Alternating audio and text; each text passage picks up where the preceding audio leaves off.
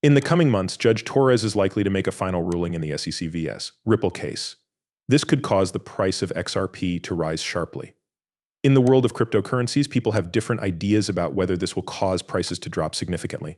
A recent headline on Crypt Basics said that until Judge Torres makes her ruling, the price of XRP will not change in a meaningful way. Sean McBride, who used to be the head of Ripple, talks about why the price of XRP won't move. McBride, who used to work for Ripple and now works for Google and Amazon, thinks that the price of XRP won't change much until Judge Torres makes her ruling public. He also says that people are switching from XRP to a stablecoin because it is hard to predict. In the US, on-demand liquidity is still available. This could be talked about in the part of the case that talks about solutions. It could go one way or another. But McBride says Ripple doesn't need to change the fact that XRP is still used as a bridge currency in other parts of the world. He is not afraid that the company's price will go through the roof after Judge Torres' decision, because XRP has had legal certainty for almost a whole year now. A lot of people aren't sure what this will mean for XRP, even though the lawsuit says that regular XRP holders won't be harmed. Elmer Bratt, a member of the XRP community, said in an earlier article that even though the law is clear on XRP, the final decision might not have a big effect on Ripple's price. Finally, the value of XRP is not clear, and the result of the SEC vs. Ripple case is likely to affect the direction of the cryptocurrency market. XRP's future depends on how the case goes and what the community does. Even though we know if the contracts using Tether are found to be okay, the use case for XRP and restructured contracts will be looked at. People think this decision is very important for XRP's use in states until something goes wrong. The piece says that XRP is used in old and all other corridors around the world, but not in any corridor that goes through the US. Give it a big thumbs up, hit the subscribe button, turn on notifications, and join our group before we start. This will tell you everything you need to know about XRP. If the Torres decision means that XRP will never be used in a US quarter, it won't have any effect on the long-term viability of the technology. If prices quickly go up or down because of the XRP ledger ecosystem and the market doesn't know that it's more than just a rule, that would be seen as bad behavior. People will still be the main way to trade bridge money even after this decision. No changes will be made to the XRP used in ODO and non-US lanes because of Judge Torres' rules.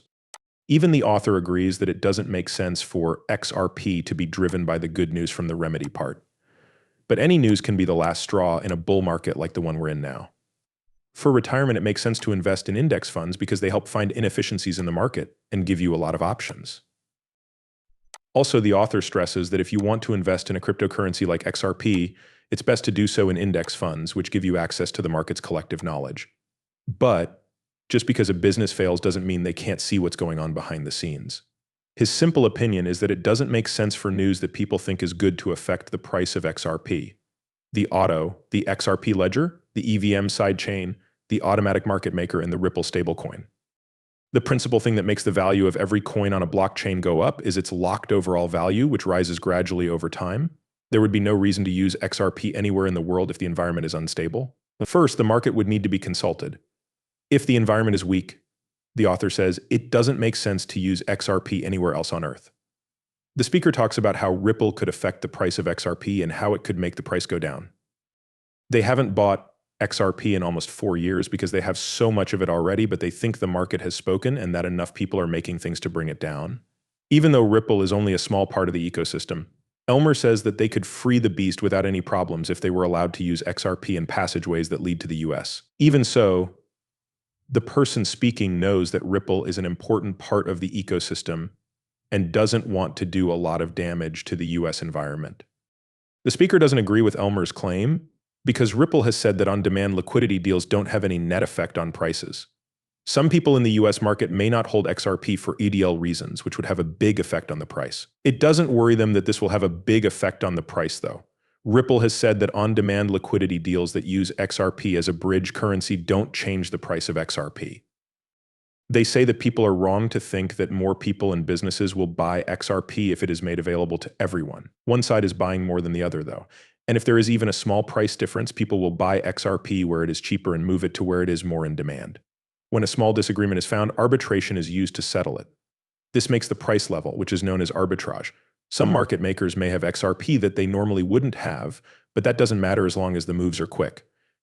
The speaker comes to the conclusion that Ripple won't have a big effect on the price of XRP, but it's still important to think about the chance that Ripple might choose to use XRP as a bridge currency. The author has long been in favor of cryptocurrencies. especially Ripple, and thinks there are some good reasons for them to last. Before putting forward this point of view for the first time in early 2018, the author was a part of the Bitcoin community for about a month and a half. The author says that people are more likely to buy a cryptocurrency that is helpful and not likely to disappear. XRP is generally useful for payments, and there is a lot going on in the community around the XRP ledger.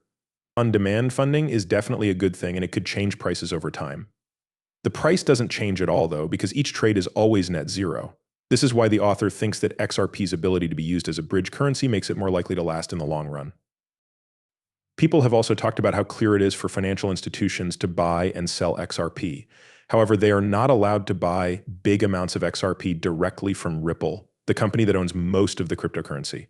Most of the time, the decision gave small and retail businesses a one-way path for third-party blind buy-sell orders. These businesses want to be able to get to big blocks directly. The author says that financial institutions should be aware of how complicated the cryptocurrency markets are, and that there is a chance for large over-the-counter deals. This is because big purchases are made behind closed doors and aren't recorded in the order books. So even if the deal is taken off the market for good and never sold again, the way supply and demand work on the market will still have an effect. In the end, the author thinks that the long-term stability of a cryptocurrency like Ripple is affected by things other than how much money is available. The long-term growth and success of cryptocurrencies rely a lot on how well the XRP ecosystem, which is home to pioneers like Ripple, is doing as a whole. It does talk about how financial companies might be able to buy a lot of Ripple without a bank account, though. Ripple wants to keep XRPs as a bridge currency so that more people use them and the market stays open. If they can't use it in a certain corridor, they might have to use different funds or run into problems with the rules in that area. The language says that Ripple will always be the market leader in on-demand funding, but it might only be used in other places that don't have a direct effect on the US if things don't go as planned. The market will change if this happens. Even though the writers admit that Ripple could go up in response to what seems like good news, they strongly advise financial institutions to keep doing what they are doing. The video is over. Thank them for commenting and liking the movie. It makes YouTube work better. Tell a lot of people about this movie to spread the word. No need to tell someone they're wrong. That would be rude.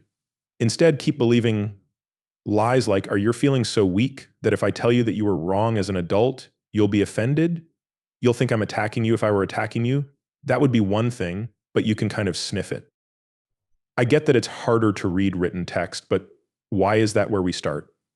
Anyone who knows me, believe me, even if it's only written and you can't hear the nuances of my voice. If you know who I am, you should still believe that I'm acting honestly. That seems like a good place to start. I'm not going after anyone. Stuart Alderati is a great and smart person. The same goes for Lawyer Hogan. Could we please stop talking about this? I don't want to make this subject of another film. There's no need for me to make a third film about this subject, but without a doubt, I'm right. And that's not just my view. Because yes, I am telling you the truth. That is what the SEC wrote. To end the video, I'll show you one more time on the screen. This is what the SEC wrote. Read it as many times as you need to in order to understand it. That's what they wrote. Of course, that's not what I think they wrote. That's what they really wrote.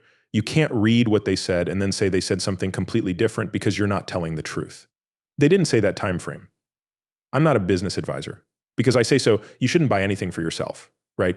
If you want to go to the moon again, that's not a good idea.